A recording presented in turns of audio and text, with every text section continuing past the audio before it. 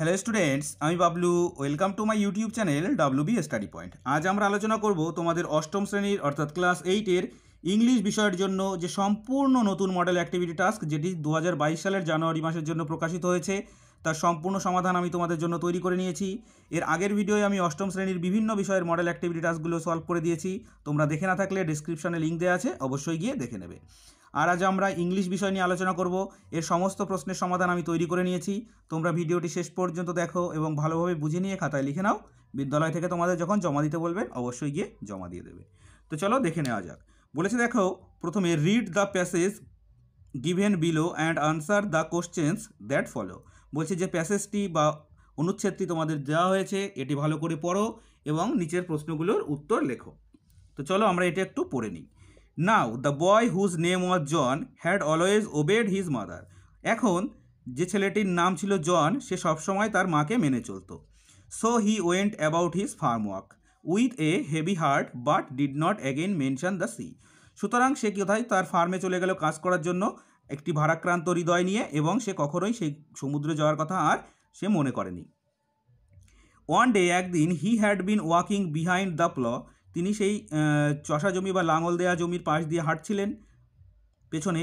He all but ran over a tiny green turtle on a clod of dirt. সে কি ran over মানে একটা টিনি turtle বা ছোট্ট সবুজ রঙের কি কচ্ছপের ওপর দিয়ে সে দৌড়ে চলে গিয়েছিল, যেটি মাটির দলার মধ্যে আটকে ছিল।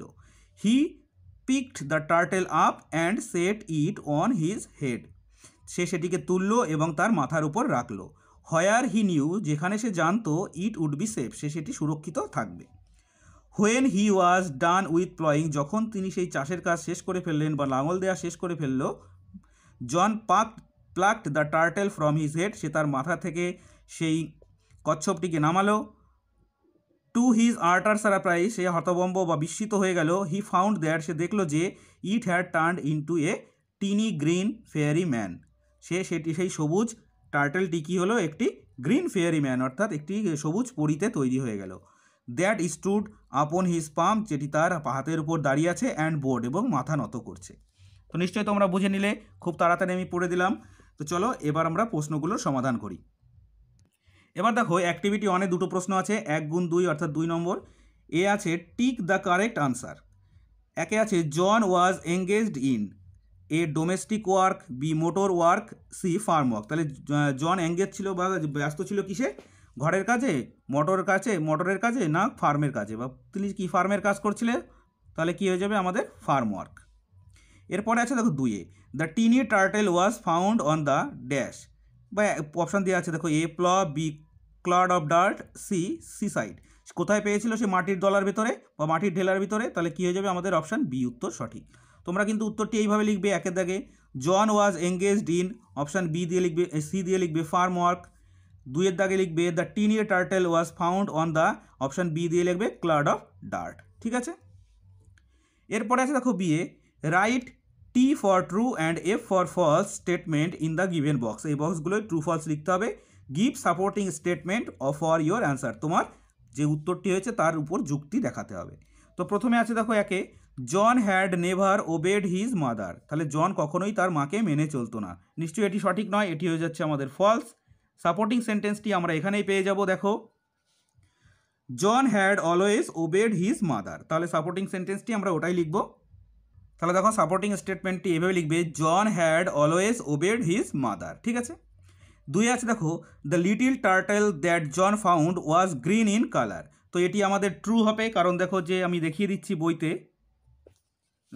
তোমাদের এই প্যাসেজে দেখো এখানে আছে, he all but ran over a tiny green turtle on a cloud of dirt. তাহলে সাপোর্টিং সেন্টেন্সটি আমরা এখান থেকে লিখে দেবো। তো দেখো সাপোর্টিং সেন্টেন্স এভাবে লিখবে, he all but ran over a tiny green turtle on a cloud of dirt. ঠিক আছে। 3-এ আছে দেখো, the little turtle converted into a beautiful mermaid. তাহলে কি মারমেইডে পরিণত হয়েছিল? নিশ্চয়ই নয়। বিউটিফুল কী তৈরি হয়েছিল? গ্রিন ফেয়ারি ম্যানে তৈরি হয়েছিল। তাহলে এটি আমাদের ফলস হয়ে যাচ্ছে। তাহলে আমাদের সাপোর্টিং সেন্টেন্সটি আমরা এখান থেকে লিখব, দেখো হ্যাড বা it had turned into a tiny green fairy man. Sorry, আমি যদি টি বলে থাকি তাহলে এটা ভুল বলেছি, এটা হচ্ছে ফলস বা এফ হবে, কারণ দেখো সে কিসে পরিণত হয়েছিল, গ্রিন টিনি ফেরি ম্যানে, ডেমনে তৈরি হয়নি, তাহলে কি এটি ফলস হচ্ছে, একটু মিস্টেক হয়ে গেছে, তোমরা একটু কারেকশন করে নিও। আর সাপোর্টিং স্টেটমেন্টে লিখবে it had turned into a tiny green fairy man. Clear? এরপরে চলো আমাদের অ্যাক্টিভিটি 2টি কী বলেছে দেখে নেওয়া যাক।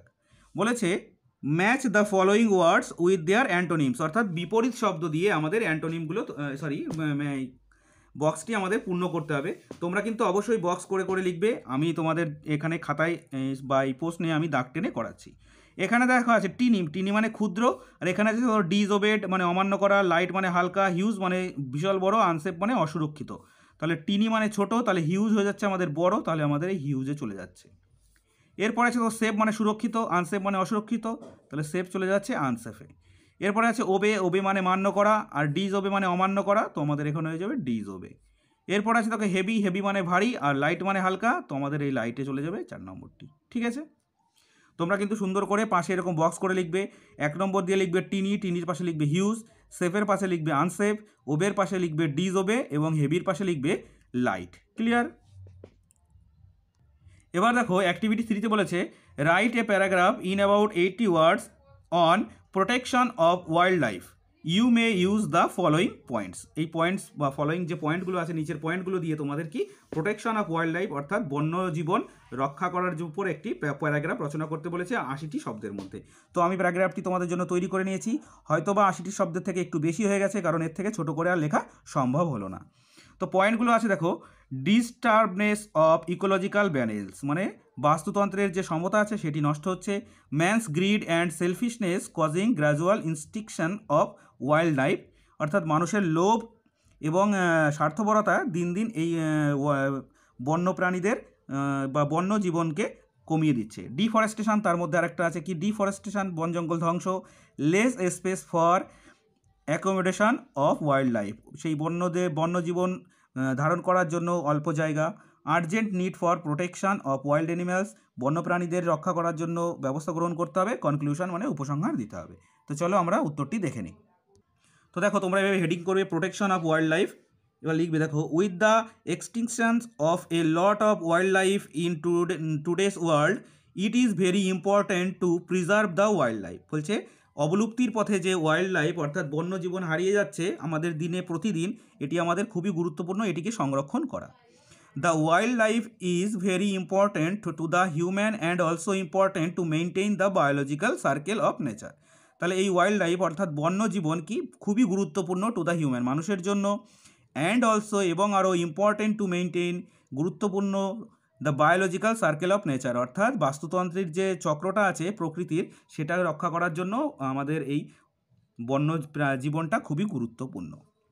দ্য হিউম্যানস মাস্ট দুবার হয়ে গেছে, stop interfering in the wild life and it is one of the cause why the extinctions of wild life increasing with every passing day. তাহলে কী হচ্ছে, দ্য হিউম্যান মাস্ট স্টপ, তাহলে মানুষের অবশ্যই উচিত স্টপ ইন্টারফেয়ারিং মানে হস্তক্ষেপ করা ইন ওয়াইল্ড লাইফ বন্যজীবনে, and it is one of the cause এবং এর কারণে why the extinction of wild life increasing with every passing day প্রত্যেক দিন যে আমাদের এই বন্যপ্রাণী অবলুপ্ত বা বন্যজীবন অবলুপ্তির পথে এগিয়ে যাচ্ছে তার একটি প্রধান কারণ কিন্তু মানুষই। The humans have cut all the trees to making big buildings and house for themselves and never thought twice that by cutting the trees they are destroying the home of animals and wildlife। তাহলে কি মানুষ প্রতিদিন যে গাছপালাগুলো কেটে ফেলছে বড় বড় বিল্ডিং তৈরি করার জন্য এবং নিজেদের থাকবার জন্য বাসস্থান করার জন্য যে গাছগুলো কেটে ফেলছে এর ফলে কি হচ্ছে বন্যপ্রাণী ধ্বংস হয়ে যাচ্ছে এবং সেই বন্যপ্রাণীদের বাসস্থানের জায়গাগুলো ধ্বংস হয়ে যাচ্ছে। ঠিক আছে, নেক্সট প্যারা করে লিখবে there should be a proper arrangement to help and protect the wild life. তাহলে এখানে একটি সুন্দর করে বা সঠিক অ্যারেঞ্জমেন্ট বা ব্যবস্থাপনা দরকার টু হেল্প অ্যান্ড প্রোটেক্ট সাহায্য করতে হবে এবং সংরক্ষণ করতে হবে বন্যজীবনকে। A proper wild life sanctuary should be made for the animals and there should be proper protection given to them. তাহলে একটি সঠিক ওয়াইল্ড লাইফ অর্থাৎ বন্যপ্রাণীর যে সংরক্ষণের ব্যবস্থা করতে হবে এবং তাদেরকে মানে রক্ষা করার ব্যবস্থাও করতে হবে। পরের পয়েন্ট দিয়ে লিখবে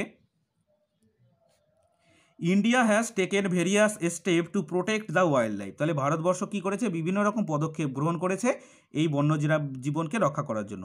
দেয়ার are many countries that help in protecting the wild life. তাহলে এখানে বা সারা বিশ্বে প্রচুর দেশ আছে যারা এই বন্যপ্রাণী বা বন্য জীবন সংরক্ষণ করার জন্য সাহায্য করে চলেছে। There are many NGOs in India that are working towards saving and preserving the wild life. তাহলে ভারতবর্ষে অনেক এনজিও আছে বা সংস্থা আছে যেগুলো কি করছে না, এই বন্যপ্রাণী সংরক্ষণের পেছনে প্রতিনিয়ত কাজ করে যাচ্ছে। ঠিক আছে, তো এই ছিল তোমাদের অষ্টম শ্রেণীর ইংলিশ বিষয়ের জন্য সম্পূর্ণ নতুন প্রকাশিত মডেল অ্যাক্টিভিটি টাস্কের সম্পূর্ণ সমাধান। আশা করি তোমরা বুঝে নিয়েছো। ভিডিওটি ভালো লাগলে অবশ্যই লাইক করবে এবং চ্যানেলটি সাবস্ক্রাইব করে নিয়ে বেল নোটিফিকেশান অল করে রাখবে পরবর্তী ভিডিওগুলোর নোটিফিকেশান পাওয়ার জন্য। চলো আজ এই পর্যন্তই, পরের ভিডিও আবার দেখা হচ্ছে। Thank you for watching.